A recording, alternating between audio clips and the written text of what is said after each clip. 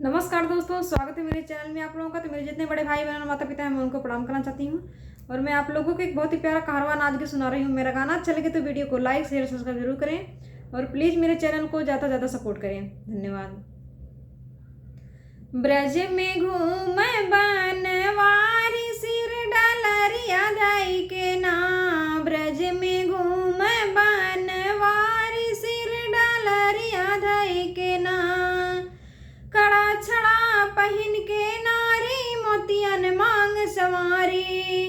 कड़ा छड़ा पहन के नारी मोतियन मांग सवारी। छम छम पाँव धरे बिछुअन के करके उझनकारी। चली है गौने के दुलारी सिर डलरिया धई के नाम। चली है गौने के दुलारी सिर डलरिया धई के नाम। ब्रज में घूम बनवारी सिर डलरिया धई के नाम। ब्रज में घूम बनवारी सिर डलरिया धई के नाम। कहवा तोहार नैहर बाटे कहवा तोहार ससुराल। कहवा तोहार नैहर बाटे कहवा तोहार ससुराल।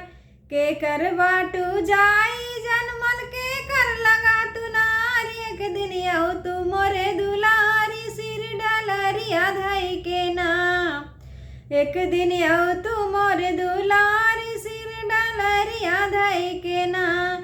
ब्रज में घूम बनवारी सिर डलरिया धई के नाम। ब्रज में घूम बनवारी सिर डलरिया धई के नाम।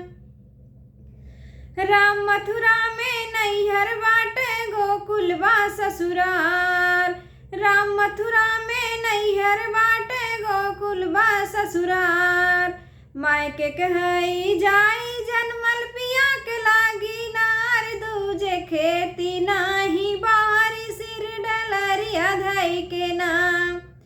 दूजे खेती नाही बारी सिर डलरिया धई के नाम। ब्रज में घूम बनवारी सिर डलरिया धई के नाम।